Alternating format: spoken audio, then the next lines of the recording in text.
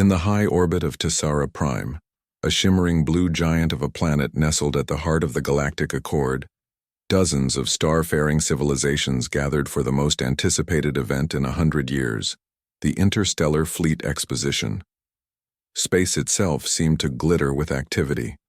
Massive orbital docks, transparent observation rings, and press stations buzzed with the pride and ambition of species who had conquered the stars. One by one, the most powerful empires revealed their latest creations. Sleek cruisers powered by antimatter drives, starliners built from living alloys, warships that could fold space like paper. The Kravix Confederation showcased their gravity warp cannons, while the graceful Alari unveiled a ship that ran on pure starlight. Crowds of diplomats, journalists, and military strategists observed with awe, comparing notes and whispering about who would leave the strongest impression. Then, just as the day's schedule appeared to near its grand finale, a small alert blinked on the central display. Incoming delegation, human fleet, Sol system. A moment of confusion passed through the crowd. Some hadn't even realized humans had been invited. The Kravix High Admiral, a scaled being with a towering physique and an ego to match, leaned forward in his seat, his voice curling with amusement. The humans? I thought they still used chemical thrusters. Laughter echoed among the delegates. All eyes turned as a formation of 6 ships emerged from hyperspace, blocky, weathered, and distinctly out of place. Their design was utilitarian, boxy, and rigid, lacking the fluid curves and ornate energy auras common in modern galactic vessels. The largest ship, bearing faded markings that read Athena's wake, looked like something from a historical archive. Its hull had visible dents, some parts were patched with different materials, and not a single advanced drone or display shimmered on its surface. Whispers rose across the observation decks. Are they serious? Did they come here to watch? Or embarrass themselves? Even the Cathari, known for their academic diplomacy and kindness, exchanged quiet looks of concern. Yet from the moment the human fleet aligned into a perfect V formation, moved with mechanical precision, and docked in a single synchronized motion, something about their presence felt deliberate. The docking hatches opened, and a small delegation emerged. No shimmering robes, no AI companions, just a handful of humans in simple uniforms, marked only by Earth's fading blue emblem. At the front was Commander Ellen Hartley, a woman with gray streaked hair tied neatly behind her head, calm eyes that missed nothing, and a slight smile playing on her lips. She stood before the interstellar assembly as if she didn't notice, or didn't care, about the stairs. A Cathari aide leaned in to whisper to their ambassador, "Are those analog interfaces on their ships?" The ambassador adjusted his glasses. "Surely not. That would be centuries behind." The Kravix High Admiral couldn't contain his curiosity, or his disdain.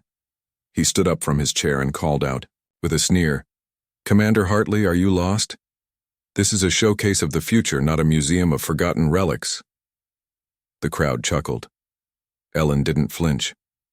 She turned her gaze toward him, expression unreadable.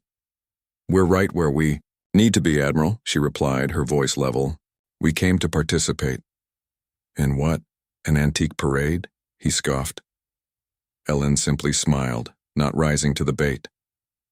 "You'll see." The words echoed strangely, not as arrogance, but as something else, something quiet, steady, and entirely sure. That was all she said. With nothing more to add, the human delegation walked away from the docking bay and disappeared into the central halls, leaving behind a room full of confused and slightly unsettled observers. Rumors began to swirl before the hour ended.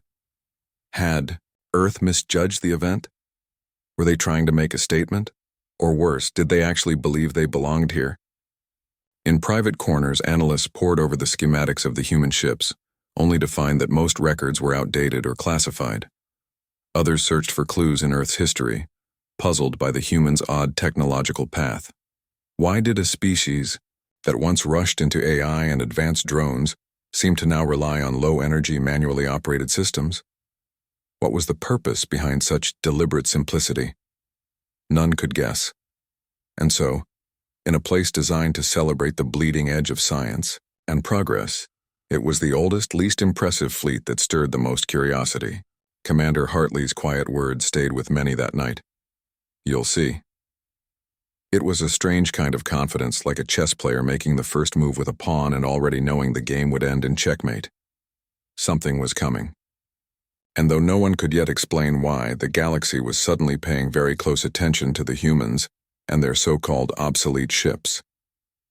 The Interstellar Fleet Exposition was only halfway through when the Galactic Accord Council announced a surprise event, a combat simulation tournament. Though meant to be a friendly contest, everyone knew it was more than just sport. It was a silent battlefield of pride, strategy, and hidden power. Delegates buzzed with excitement. The rules were simple. Species would enter virtual war zones via a shared neural environment where their fleets would face off in real-time strategy and tactical engagement.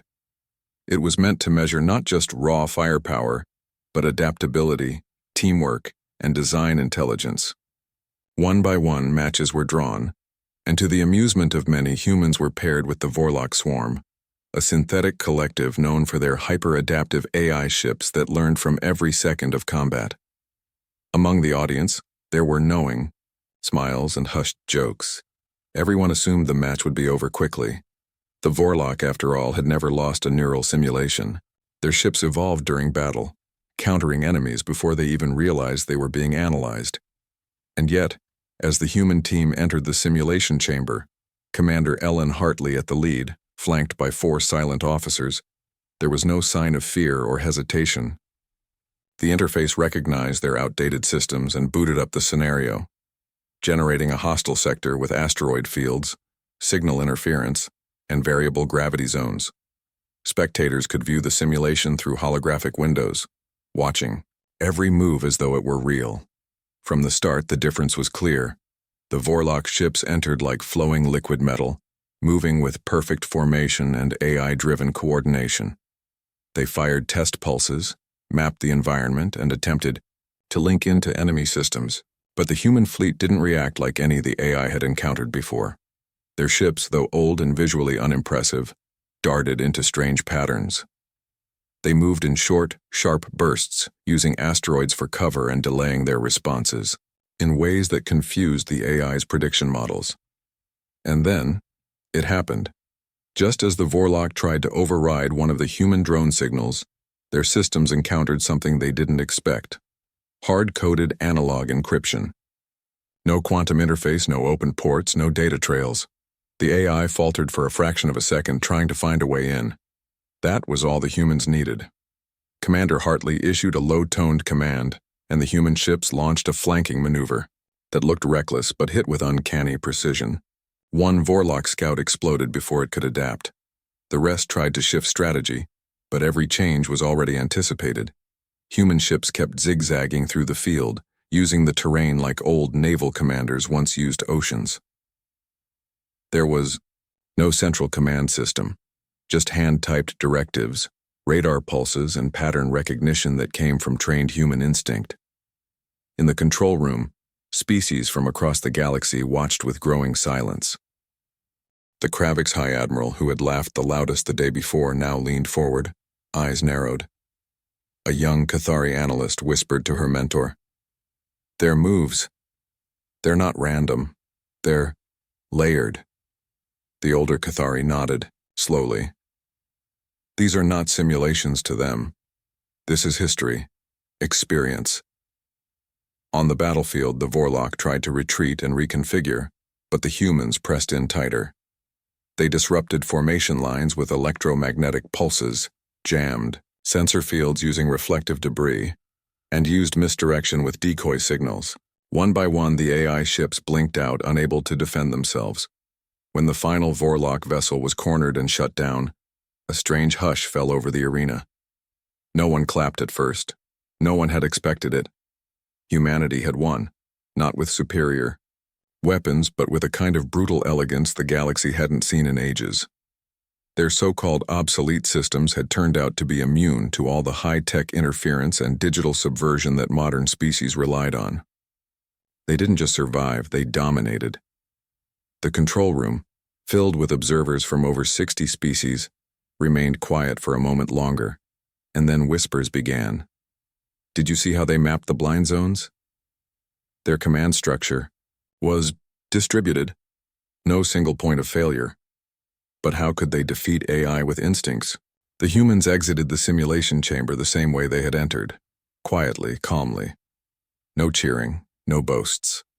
Just a silent confirmation that what had just happened was no accident. A reporter tried to approach Commander Hartley for comment, but she simply shook her head and kept walking, leaving behind a galaxy that had just realized something important. These humans, with their ancient tools and strange behaviors, were not to be underestimated. And for the first time since the exposition began, every eye in the galaxy was watching Earth, not with amusement, but with a mix of awe and unease. The victory of the humans over the Vorlock swarm spread like a quiet storm across Tessara Prime, and soon whispers filled the halls of every observation deck, strategy lounge, and diplomatic chamber. No one could understand how such old-looking ships, made from materials that seemed to belong to a different age, could defeat fleets powered by advanced artificial intelligence and decades of uninterrupted research. Reports clashed. Some claimed the humans had discovered a secret weapon. Others believed they were hiding more advanced systems inside outdated shells. Curiosity turned into obsession, especially for one particular visitor, a young and brilliant Zanari archivist named Yulo, who had devoted his life to studying lost technologies and rare design philosophies. The Zanari were a peaceful race, known for their thirst for knowledge and neutral position in galactic politics. Yulo had seen thousands of ships from hundreds of worlds, but nothing about the humans made logical sense to him.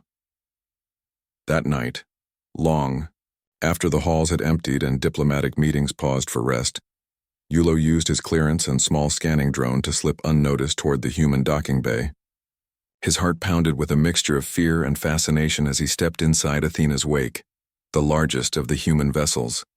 Expecting rusted walls, flickering lights, and exposed wiring, he was surprised when the airlock sealed behind him, with a perfectly smooth hiss. The interior was dark, not because of power failure but because of intentional design, low energy use, focused illumination, nothing wasted. The walls were reinforced with a blend of old alloys and unknown composites, layered in a way that defied standard construction. He moved deeper into the ship, scanning quietly, and what he saw left him speechless. The analog systems weren't just working, they were refined. Controls were entirely manual, but reinforced by quantum-hardened switches and encrypted feedback systems immune to digital tampering. There were no artificial assistants guiding operations, no flashy interfaces. The ship ran not because of algorithms, but because of humans, trained hands, sharp eyes, steady minds. In one corridor, he found a power core room. His instruments registered almost zero emissions. That should have been impossible. The energy output was high, yet invisible to most detection systems. The ship was a ghost in space. Deeper still, Yulo discovered something that changed everything he knew. The hull wasn't old, it was modular, built in layers that could seal damage on their own, adjust temperature balance, and shift density depending on the area under stress. Even the weapon systems, hidden behind retractable plating, were not flashy but efficient. They were designed not to show off, but to win. Every corner of the ship whispered purpose and experience. Then he saw the crew at work, quietly running drills, adjusting manual sensors, and communicating in spoken code. These people trusted their instincts over any artificial guide. He finally reached the central command deck expecting alarms or guards. Instead, he found Commander Ellen Hartley standing by a side console, looking out a wide viewport at the glowing lights of Tessara Prime. She did not seem surprised to see him. "Archivist Yulo," she said calmly without turning. "Curiosity often leads your kind to interesting places." Embarrassed but unable to hide his awe, Yulo stepped forward. "I had to understand. Everyone thinks your ships are outdated. But this is not outdated. It's something else. Something different." Ellen turned to face him, her expression unreadable but not unkind. "What did you expect to find? Dust and lucky guesses?" Yulo hesitated. "Honestly, yes. But I see now, this isn't backward technology, it's selective evolution."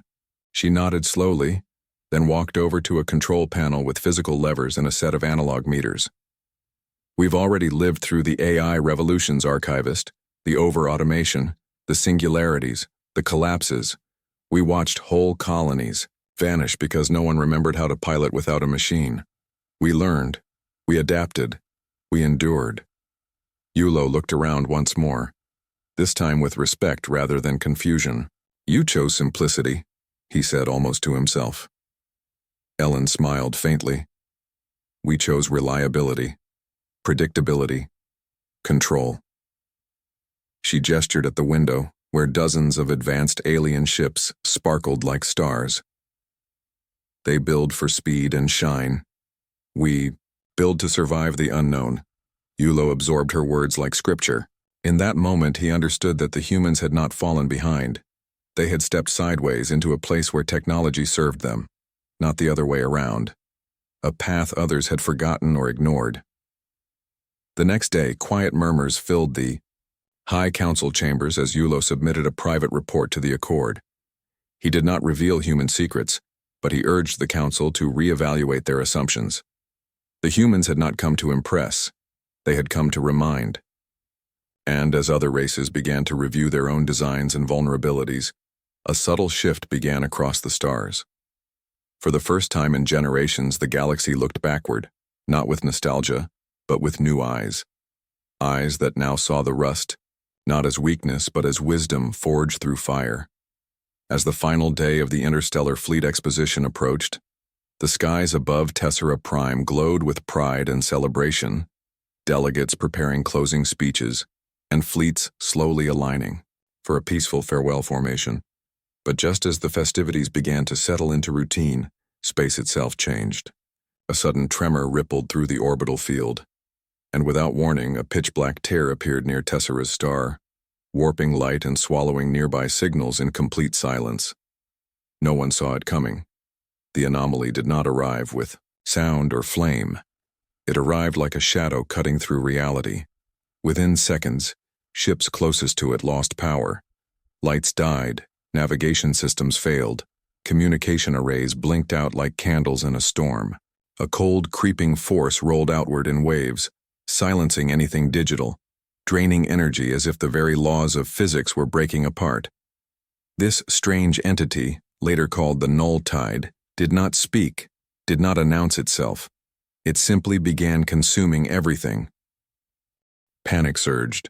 Shields collapsed, data feeds vanished, AI-controlled vessels began spinning out of formation or falling into disarray. Emergency override codes were shouted in a dozen languages across the command decks of over 50 species. But nothing worked. The most advanced technologies, layered with automation and dependent on high-speed data, had no defense against the enemy they couldn't see. And then, amid the chaos, came a voice, calm, sharp, human. Commander Ellen Hartley, standing aboard the Athena's wake, took only seconds to assess the crisis before giving the order. Her voice steady and clear. "Full deployment. Form 3 wings. Analog protocols only. Move." Unlike the others, the human ships did not flicker or fall. Their analog systems, immune to the digital silence that had swallowed the galaxy's most trusted fleets, remained untouched. Engines fired. Manual thrusters engaged. Radar pulses scanned the growing darkness. The once mocked human fleet was suddenly the only force left moving in the void. Without hesitation, they accelerated into the chaos, not away from it. Commander Hartley's crew launched immediate rescue operations, locking onto drifting ships and towing crippled vessels to safety.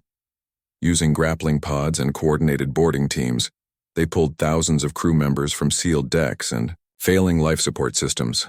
One by one, shuttle by shuttle, they returned survivors to safety zones outside the affected range. Meanwhile, deep inside the black field, something was stirring. Strange, silent shapes like mechanical tendrils, or sentient clouds. The humans called them null probes, dark fragments of the anomaly moving with purpose. No scanners could track them, and no weapons touched them, until the humans modified their own. Replacing digital targeting with manual calibration, they used old-fashioned thermal optics and proximity sensors, firing solid projectiles and electromagnetic bursts that couldn't be dampened by the energy-sapping field. For the first time, the null probes reacted, retreating, regrouping. It wasn't victory, but it was the first resistance the anomaly had faced. The other fleets, stunned and helpless, watched through emergency visual scopes as the human fleet pushed forward. Not sleek, not graceful, but relentless. Again and again they struck with precision, using tactics from an age long past, relying on instinct, coordination, and experience. Delegates who had laughed at Earth's junkyard, cruisers now watched them save lives and hold the line against an enemy no AI could even comprehend. At the heart of it all, Hartley remained composed, her voice commanding, her presence steady. She ordered a bold move, a dive run into the center of the anomaly where the energy disruptions were strongest. The ship's systems dimmed to minimum, power relying only on analog processors and shieldless hulls designed for stealth.